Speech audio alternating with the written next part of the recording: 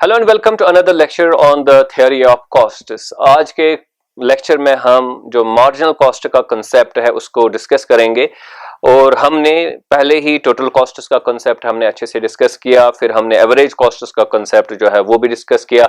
Total में भी हमारे पास तीन कॉन्सेप्ट्स है, टोटल कॉस्ट, फिर टोटल वेरिएबल कॉस्ट और फिर टोटल फिक्स्ड कॉस्ट्स। और जो एवरेज के कॉन्सेप्ट्स भी है वो भी तीन है, जो हम इन्हीं तीन टोटल कॉन्सेप्ट से डिराइव करते हैं, एवरेज कॉस्ट्स और फिर एवरेज वेरिएबल कॉस्ट्स और एवरेज फिक्स्ड कॉस्ट्स। लेकिन एक जो कॉन्सेप्ट है कॉस्ट्स का जो काफी इंपॉर्टेंट रोल अदा करता है जब हम थ्योरी ऑफ फर्म स्टडी करते हैं, पर्टिकुलरली उसका इक्विलिब्रियम अंडरस्टैंड करने की कोशिश करते हैं, सप्लाई कर्व को अंडरस्टैंड करने की कोशिश करते हैं, तो वो है मार्जिनल कॉस्ट का कॉन्सेप्ट। तो आज हम मार्जिनल कॉस्ट के कॉन्सेप्ट को यहाँ पे डिस्कस करेंगे।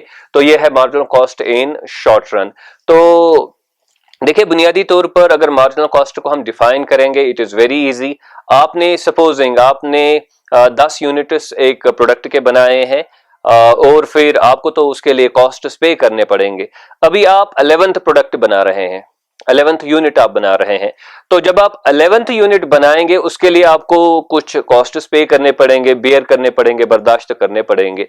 तो वो जो स्पेसिफिकली 11th यूनिट के लिए हमने कॉस्ट्स बेयर करने पड़ेंगे उसको हम कहेंगे marginal cost of the 11th unit.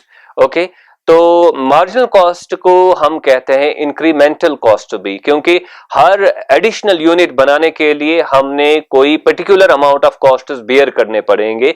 तो जो वो कॉस्ट्स होंगे जो हमने एक पर्टिकुलर यूनिट बनाने के लिए जो है बेयर करने पड़ेंगे, तो उसको कहते हैं उस यूनिट के लिए मार्जिनल कॉस्ट्स। तो marginal means when you are producing very small quantity of something और very small number, for example 1 unit of something, तो उस वक्त आपको कितना कॉस्ट बर्दाश्त करना पड़ेगा। तो इसलिए हर यूनिट का जो है, जो आप प्रोडक्शन कर रहे हैं, हर यूनिट का अपना एक अलग मार्जिनल कॉस्ट होगा, क्योंकि जो लॉज ऑफ प्रोडक्शन ऑपरेट करते हैं, कॉस्ट्स जो है वो यूनिफॉर्म नहीं रहते। जब increasing returns to a factor होगा, decreasing returns to a factor होगा, कांस्टेंट रिटर्न्स होगा, तो उनकी वजह से जो लॉज ऑफ प्रोडक्शन है जब वो ऑपरेट करेंगे, उनकी वजह से हर यूनिट का तकरीबन अलग एक कॉस्ट बनेगा। तो उस कॉस्ट को हम कहते हैं मार्जिनल कॉस्ट। तो यहाँ पे हम एक एग्जांपल से इस चीज को समझाने की कोशिश करेंगे। तो बेसिकली मैंने ये इसलिए अलग से इसके लिए लेक्चर बनाया, क्योंकि जो हमने एग्जांपल्स आज तक डिस्कस की उसमें हम क्या करते थे कि हम जो आउटपुट हम दिखाते थे, हम आउटपुट में ही जो है लॉज ऑफ प्रोडक्शन दिखाते थे। फॉर एग्जांपल, पहले आप बना रहे थे 10 यूनिट्स, फिर बन रहा था 25, फिर 45, फिर 70। तो एक नॉन यूनिफॉर्म आप देख रहे हैं कि इंक्रीज हो रहा है आउटपुट में।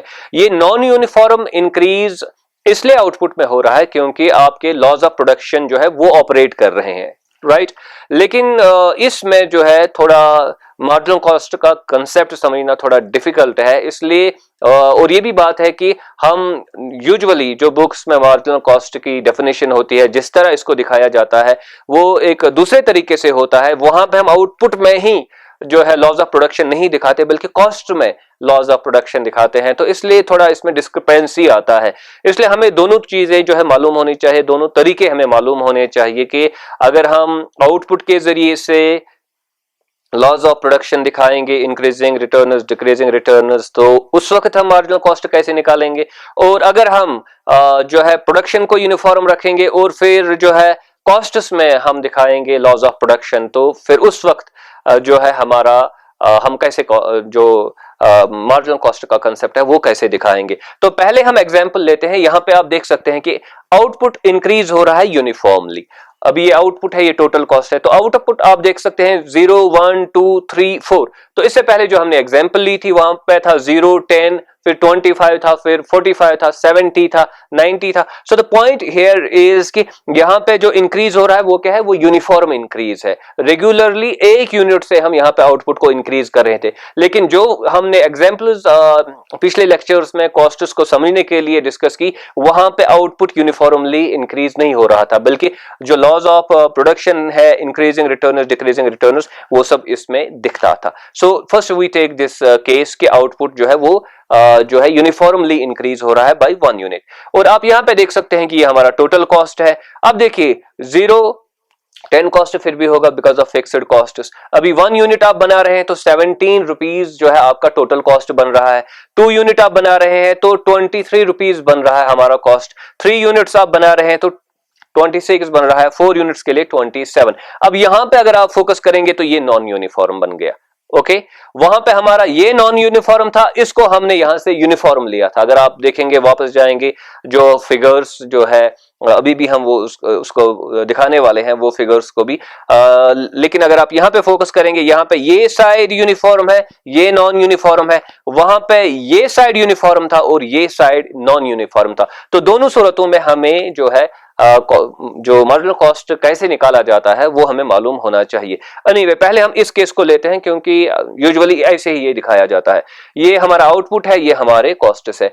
अब जो मार्जिनल कॉस्ट है उसकी डेफिनेशन क्या है? मार्जिनल कॉस्ट की डेफिनेशन है कि अगर आप एक पर्टिकुलर अमाउंट या यूनिट ऐड करेंगे अपने प्रोडक्शन में तो उसकी वजह से आपके कॉस्ट में कितना इजाफा होगा, उसकी वजह से टोटल कॉस्ट में कितना इजाफा होगा। So that is the point. इसलिए हम डिफाइन जब करते हैं मार्जिनल कॉस्ट को तो वो इस तरह करते हैं और यही इसकी फॉर्मूला भी है कि मार्जिनल कॉस्ट अगर हमने जो n अमाउंट ऑफ nth जो यूनिट होगा आउटपुट का, अगर हमने वो निकालना हो तो marginal cost of the nth unit of output is equal to total cost of the nth unit minus total cost of the n-1 unit.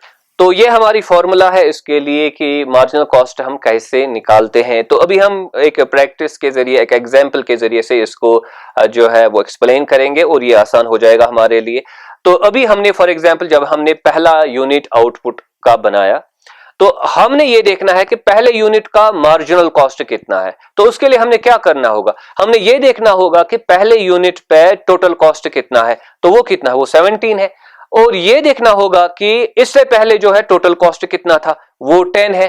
तो इसका मतलब तो ये हुआ ना कि अगर जो पहला यूनिट है इसकी वजह से जो कॉस्ट में इजाफा हुआ दैट इज एक्चुअली 17 माइनस 10। तो उसको मैंने यहां पे लाया। टोटल कॉस्ट कितना है 17 और फिर इससे पहले कितना कॉस्ट था, वो 10 था। And then the marginal cost will of first unit will be how much, 7 rupees. Okay, तो इसी तरह दूसरे यूनिट का मार्जिनल कॉस्ट कितना है, तो 23 है यहाँ पे टोटल। इससे पहले कितना था हमारा जो टोटल कॉस्ट, वो था 17। यानी कि इससे पहले वाले जो हम यूनिट्स बना रहे थे उन्होंने कंज्यूम हमारा किया 17 रुपीज।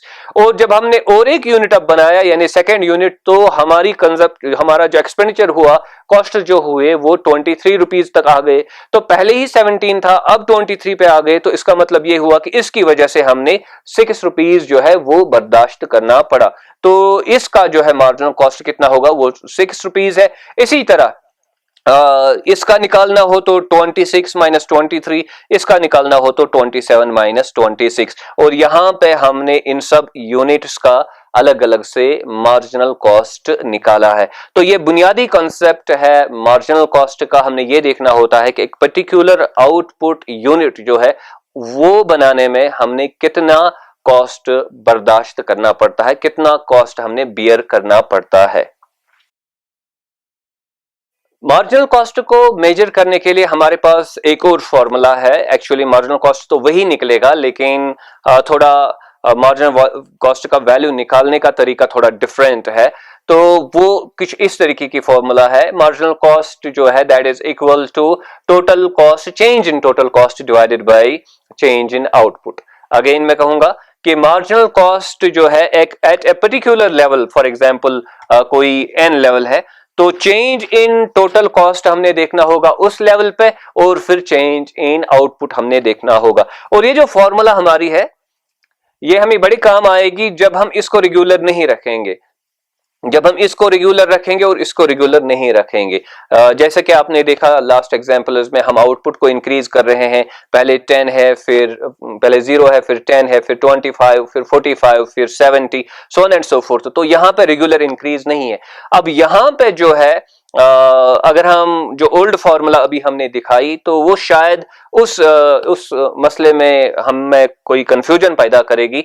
तो इफ द सिचुएशन इज कि हमारे पास यहाँ पे जो है इरेगुलर इंक्रीज हो रहा है आउटपुट में, जो कि हमें बेसिकली दिखाता है laws of production, increasing returns, decreasing returns, तो फिर उस वक्त it is better to use this very formula।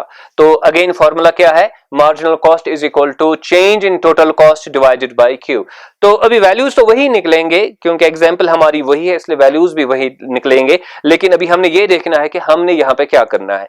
देखिए हम जानते हैं कि अगर हम जो है पहले हमारा आउटपुट कितना था 0, अभी हम फर्स्ट यूनिट बना रहे हैं, तो चेंज कितना हुआ 1 माइनस 0, तो 1 अमाउंट का 1 यूनिट का हमने चेंज देखा आउटपुट में।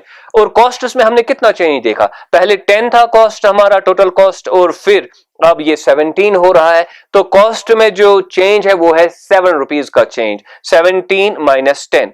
जब हमने चेंज मेजर करना होता है तो हम देखते हैं फाइनल माइनस इनिशियल। तो यहां पे है फाइनल 1, इनिशियल है 0, इट इज इक्वल टू 1। यहां पे है फाइनल 17, इनिशियल है 10, तो it will be obviously equal to 7। तो वो चीज मैंने यहां पे कर दी। अब देखिए मार्जिनल कॉस्ट जो है फर्स्ट यूनिट का, उसके लिए क्या होगा, वो होगा 17 माइनस 10। 17 माइनस 10 क्यों, क्योंकि हमने मेजर करना है कि टोटल कॉस्ट में जो है वो कितना चेंज हुआ, तो दैट इज इक्वल टू 7। और नीचे जो डिनोमिनेटर में यानी कि चेंज इन क्यू जो यहां पे है वो कितना है, वो 1 यूनिट है।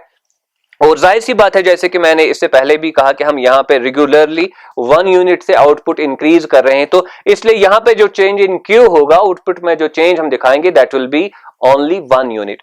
तो it will be 7 divided by 1, that is again 7। तो similarly अगर आप मार्जिनल कॉस्ट इस लेवल पे देखेंगे 23 minus 17, 23 minus 17 divided by 1, so again it would be 6। और similarly 3 and 1 जो है हमारे मार्जिनल कॉस्ट्स निकलेंगे in different levels of output के लिए। सो हमने 2 तरीके इस्तेमाल किए मार्जिनल कॉस्ट को मेजर करने के लिए, और वैल्यूज तो अगर एग्जांपल सेम है तो फिर वैल्यूज तो सेम निकलेंगे, लेकिन बात यह है कि अभी ये वाली एग्जांपल जो है ये हमारे लिए इजियर साबित होगी अप्लाई करनी, जो हमारा डेटा इससे पहले ही जो हमने डेटा डिस्कस किया हुआ है। अभी अगर आपका डेटा कुछ इस तरीके का है तो आप दोनों फार्मूला जो है वो यूज कर सकते हैं, चाहे पहली वाली है चाहे दूसरी वाली है, लेकिन जब हमारा डेटा यहाँ पे इरेगुलर इंक्रीज होगा आउटपुट में, तो तब जाके ये फार्मूला यूज करना it is better in comparison to that one. So let's now do that. अब जो दूसरी फॉर्मूला हमने डिस्कस की मार्जिनल कॉस्ट निकालने की, तो वो फॉर्मूला हम अब यूज करेंगे जो ऑलरेडी हमने एग्जांपल डिस्कस की हुई थी इन टोटल कॉस्ट्स और फिर एवरेज कॉस्ट्स में। तो हम देखेंगे कि जो मार्जिनल कॉस्ट्स का वैल्यू है वो कितना निकलेगा। यहाँ पे एक जो टेक्निकल चीज है वो मैं आपको बताना चाहता हूँ, और वो ये है कि देखिए जब हम आउटपुट बनाते हैं, हमने एक लेबर का यूज किया तो फॉर एग्जांपल 10 यूनिट्स बन गए। अब दूसरे लेबर का हमने यूज किया तो हमारे पास जो एडिशनल फॉर एग्जांपल 15 यूनिट्स हमारे बन गए। अब जो ये पहले 10 यूनिट्स बन गए फिर दूसरे 15 यूनिट्स बन गए, हम एक एक यूनिट के लिए अलग अलग से लेबर अप्लाई अब नहीं करते हैं। हम एक लेबर यूज करते हैं तो इससे 10 यूनिट्स बन रहे हैं, दूसरा लेबर कर रहे हैं अप्लाई तो 15 यूनिट्स बन रहे हैं, तो ये बल्क में बन रहे हैं, राइट। तो जो इससे पहले हमने एग्जांपल डिस्कस की हुई थी जहां पे आउटपुट रेगुलर रहता है, तो वहां पे एक एक यूनिट का इजाफा हो रहा है। यहां पे एक एक यूनिट का इजाफा, रेगुलर इजाफा हम नहीं देखते हैं, इसलिए यहां पे जो हम मार्जिनल कॉस्ट निकालते हैं वो बल्क का मार्जिनल कॉस्ट निकालते हैं। यानी कि फॉर एग्जांपल ये यहां से 0 to 10 हम इंक्रीज कर गए, हमने प्रोडक्शन इंक्रीज की, 0 to 10 पे आ गए तो 10 यूनिट्स बन गए। तो आगे जाके जो हमारी फॉर्मूला अप्लाई करके जो मार्जिनल कॉस्ट निकलेगा that will be same actually for the 10 units. Okay, 10 units के लिए जो है वो कॉमन एक मार्जिनल कॉस्ट निकलेगा। लेकिन इससे पहले जो हमने एग्जांपल जो है डिस्कस की 1 2 3 4 आउटपुट इंक्रीज हो रहा है, वहां पे पर यूनिट हर यूनिट के लिए अलग अलग जो है मार्जिनल कॉस्ट निकलता है। यहां पे जो मार्जिनल कॉस्ट निकलेगा it will be the average of the 10 units जो अभी पर्टिकुलर एक यूनिट ऑफ लेबर अप्लाई करने से जो है वो बन रहे हैं। सो यहाँ पे हम दूसरी वाली फार्मूला जो है वो यूज करेंगे। तो पहले हम ये देखेंगे कि आउटपुट हमारा यहाँ है, दिस इज आवर आउटपुट, और ये हमने पहले डिस्कस किया हुआ है। ये टोटल वेरिएबल कॉस्ट्स है, ये भी हमने पहले डिस्कस किए हुए हैं। ये टोटल फिक्स्ड कॉस्ट है 600, पहले ही पता है। टोटल कॉस्ट इन दो को जमा कीजिए तो हमारा टोटल कॉस्ट यहाँ पे बनता है। अब हमने फॉर्मूला अप्लाई करनी है, तो मैंने ये सब क्यों लिखा वो भी ये बात मैं आपको बताऊंगा। अब टोटल कॉस्ट किधर है, ये है टोटल कॉस्ट, तो मैं सिर्फ टोटल कॉस्ट लिखता, तो मैंने क्यों नहीं उतना ही लिखा तो वो मैं बाद में बताऊंगा।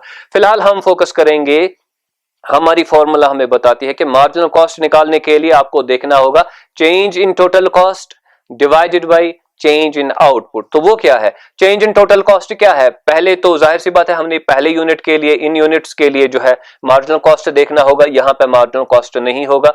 तो 10 यूनिट्स जब हम बनाएंगे, राइट, तो हमारा कॉस्ट था पहले ही 600, हम 800 पे पहुंच रहे हैं, यानी कि जो टोटल कॉस्ट में हम चेंज देख रहे हैं दैट इज एक्चुअली 200, क्योंकि हम 600 पहले ही कॉस्ट था, अब हमने फर्दर 200 कॉस्ट जो है वो बर्दाश्त किया, वो जो है बियर किया जब हमने 10 यूनिट्स बनाए। तो इस 10 यूनिट ने जो इसके लिए खुसूसन जो हमें कॉस्ट बियर करना पड़ा वो है 200, तो हम 800 माइनस 600 करेंगे तो वो हमारा 200 बनता है।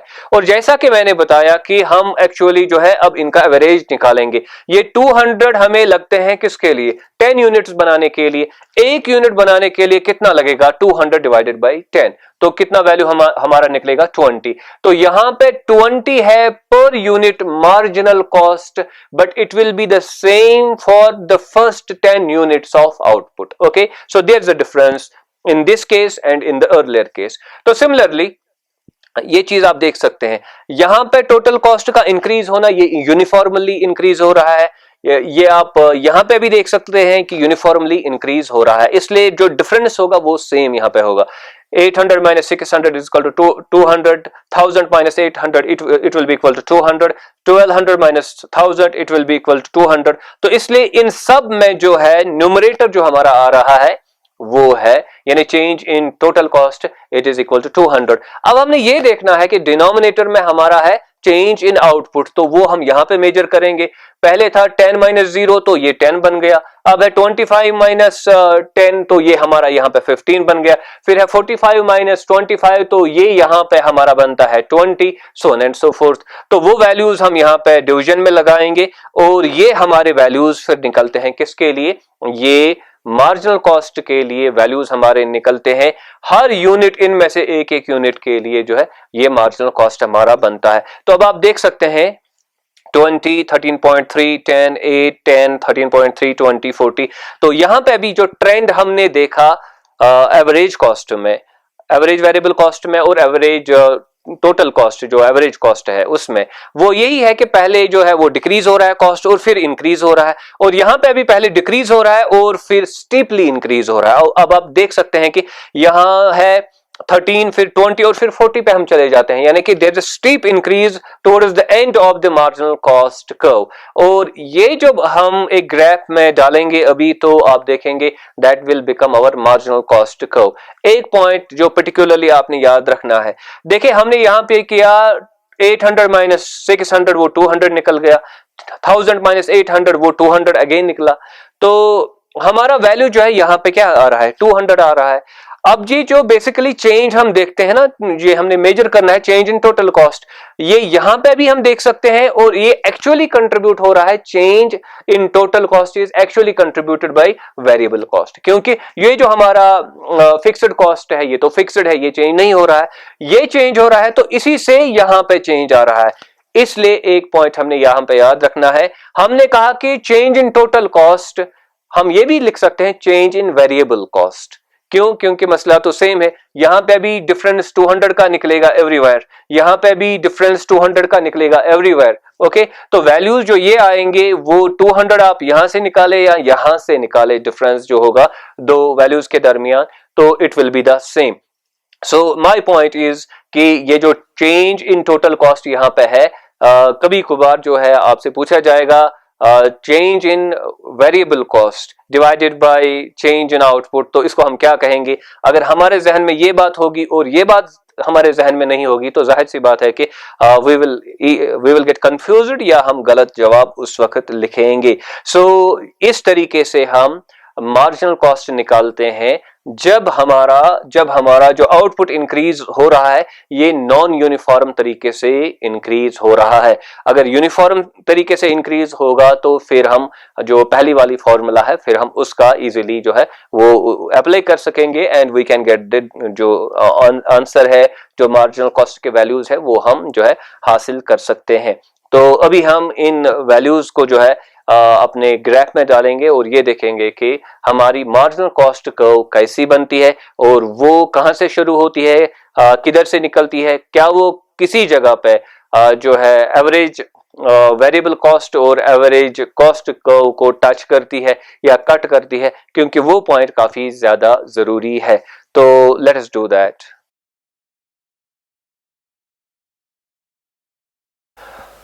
तो जो हमारे अभी वैल्यूज हमने निकाले मार्जिनल कॉस्ट के लिए, उनको हम अब इस ग्राफ में डालेंगे जो हमने लास्ट लेक्चर में भी बनाया था एवरेज कॉस्ट कर्व्स के लिए जो ग्राफ हमारा बनता है। तो अभी हम ये देखेंगे कि ये ग्राफ जो है वो कहाँ से निकलेगा। इसमें सबसे इंपॉर्टेंट पॉइंट जो हमने याद रखना होगा वो ये है कि ये जो मार्जिनल कॉस्ट कर्व है ये एवरेज कॉस्ट कर्व और फिर एवरेज वेरिएबल कॉस्ट कर्व को कहां पे टच करती है, and that is really very significant, क्योंकि वो चीजें फिर आगे जाके जब हम इक्विलिब्रियम का इशू अंडरस्टैंड करने की कोशिश करेंगे, फर्म का जो इक्विलिब्रियम होता है, तो वो चीज हमें वहां पे हेल्प करेगी। एनीवेज अभी हम फोकस करेंगे इस चीज पे कि हमारे जो वैल्यूज है हम उनको यहाँ पे इनकॉर्पोरेट करेंगे इस डायग्राम में, इस फिगर में, और देखेंगे कि हमारी मार्जिनल कॉस्ट कर्व कहाँ से निकलती है। तो अभी आप देख सकते हैं कि मैंने यहाँ से एक कर्व बनाई है जो यहाँ ऊपर को जाती है और यहाँ पे मैंने लिखा है मार्जिनल कॉस्ट। तो ये मार्जिनल कॉस्ट कर्व है और यहाँ पे आप देख सकते हैं कि वैल्यूज यहाँ पे मैंने लिखे हैं क्योंकि हमारे पास ऑलरेडी 3 कर्व्स है, average cost, average variable cost और एवरेज फिक्स्ड कॉस्ट। तो कंफ्यूजन अवॉइड करने के लिए मैंने यहाँ पे वैल्यूज को यहाँ लिखा है एक्सप्लिसिटली इस डायग्राम में। तो आप देख सकते हैं कि हम 20 से शुरू कर रहे हैं अपना सफर। मार्जिनल कॉस्ट का पहला वैल्यू जो होता है वो 20 है, देन इट रीचेस टू 13.3, 10, 8 और फिर अगेन ये 10 पे चला जाता है, 13.3 पे चला जाता है और 20 पे यहाँ पे आ जाता है और फाइनली इसका वैल्यू जो है वो 40 बनता है। और ये डिफरेंट जो हमारे आउटपुट लेवल्स है उसके लिए, फॉर एग्जांपल पहला है 10 के लिए, फिर 25 के लिए, फिर 45 के लिए, फिर 70, फिर 90, फिर 105, 115 और 120 के लिए। तो ये जो कर्व अब हमारी बनती है जो 20 से स्टार्ट हो रही है, ये हमारी मार्जिनल कॉस्ट कर्व है। तो आप देख सकते हैं कि मार्जिनल कॉस्ट कर्व जो है ये जो एवरेज कॉस्ट कर्व है और एवरेज वेरिएबल कॉस्ट कर्व है उनके नीचे से निकलती है। इनकी शुरुआत जो है एवरेज वेरिएबल कॉस्ट और मार्जिनल कॉस्ट की शुरुआत एक जगह तो हो सकती है, लेकिन होता यह है कि ये जो मार्जिनल कॉस्ट कर्व है ये स्टीपली नीचे को जाती है, फिर जो एवरेज वेरिएबल कॉस्ट का जो मिड पॉइंट होता है, और आप यहाँ पे देख सकते हैं कि जो हमारा मिड पॉइंट था, अगर आप लास्ट वाले लेक्चर में भी देखेंगे, ये हमारा मिड पॉइंट है, ये लोएस्ट पॉइंट है एक्चुअली जो हमारी average cost, average variable cost curve है, तो वहां से गुजरता है हमारा मार्जिनल कॉस्ट कर्व। तो इसका मतलब ये हुआ कि जो मार्जिनल कॉस्ट कर्व है वो इंटरसेक्ट करती है, नीचे से कट करती है किसको, एवरेज वेरिएबल कॉस्ट को at it is lowest point. और जब ये आगे चली जाती है तो आगे हमारा आता है lowest point of the average cost curve. तो ये हमारी एवरेज कॉस्ट कर्व है और ये इसका लोएस्ट पॉइंट है और इसके ऊपर से ही या इसके बगल से ये यहां पे निकलती है। अब इसमें थोड़ी डिस्क्रिपेंसी लगती है इस वैल्यू और इस वैल्यू में, जो हमारा मार्जिनल एवरेज कॉस्ट का वैल्यू है और फिर जो मार्जिनल कॉस्ट का वैल्यू है यहाँ पे, ये थोड़ा डिफरेंट लगता है। तो इसके लिए मैंने पहले ही बताया था लास्ट लेक्चर में कि बेसिकली ये इस वजह से है क्योंकि हमारे पास डेटा जो है वो डिस्क्रीट डेटा है, वो डिसकंटिन्यूअस डेटा है, और जो हम कर्व्स बनाते हैं वो कंटिन्यूअस हम कर्व्स बनाते हैं। तो एक छोटा सा डिस्क्रिपेंसी, इसलिए अगर आप डेटा देखेंगे भी डिफरेंट बुक्स में तो वो थोड़ा सा आपको डिस्क्रिपेंसी लगेगी। वो इसलिए है क्योंकि हम अस्यूम करते हैं यहाँ से कि यहाँ से फिर जो है हम ऊपर को चले जाते हैं, जो लोवेस्ट पॉइंट है, जो डेटा में दिया गया है लोवेस्ट पॉइंट, शायद वहां से हमें ऊपर सीधे जाना है, तो ये जरूरी नहीं है थ्योरेटिकली। तो इसलिए हम ये देख सकते हैं कि it almost runs through the lowest point of the average cost curve. और यूजुअली हमें यही बात याद रखनी होती है कि जो एक मार्जिनल कॉस्ट कर्व है वो लोअर साइड से कट करती है एवरेज कॉस्ट कर्व को भी और एवरेज वेरिएबल कॉस्ट कर्व को भी। तो उसके फिर अपने इम्प्लीकेशंस होते हैं, जो चीज़ें हम आगे जाके जो इक्विलिब्रियम वगैरह वो स्टडी करेंगे एक फर्म का। लेकिन फिलहाल हमें यहाँ पे ये याद रखना है, ये कर्व एवरेज जो मार्जिनल कॉस्ट कर्व है वो एवरेज कॉस्ट और फिर एवरेज वेरिएबल कॉस्ट दोनों के नीचे से निकलती है, मिड पॉइंट पे इसको भी कट करती है, मिड पॉइंट पे इसको भी कट करती है, और फिर स्टीपली जो है मार्जिनल कॉस्ट का वैल्यू इंक्रीज हो जाता है। पहले तो वैल्यू इससे इन दो के से कम होता है, लेकिन बाद में इन दो से एकदम से वैल्यू इसका जो है वो इंक्रीज हो जाता है। आई होप कि जो ये इशू है मार्जिनल कॉस्ट कर्व का, ये आपने अच्छे से समझा होगा कि इसका नेचर क्या है। Again it is a U shaped curve, और इसका भी एक लोवेस्ट पॉइंट है। फॉर एग्जांपल ये 8 जो है इसका लोवेस्ट पॉइंट है 8 का वैल्यू, लेकिन जब ये ऊपर को चली जाती है, जबकि ऊपर को चढ़ती है, तो ये 2 पॉइंट में से गुजरती है, the lowest point of average variable cost and the lowest point of the average cost. I hope कि आपने मार्जिनल कॉस्ट का जो कॉन्सेप्ट वो अच्छे से समझा होगा, और इस कर्व का जो नेचर है मार्जिनल कॉस्ट की कर्व का नेचर जो है वो भी आपने अच्छे से समझा होगा। Do subscribe to my YouTube channel. Thank you very much.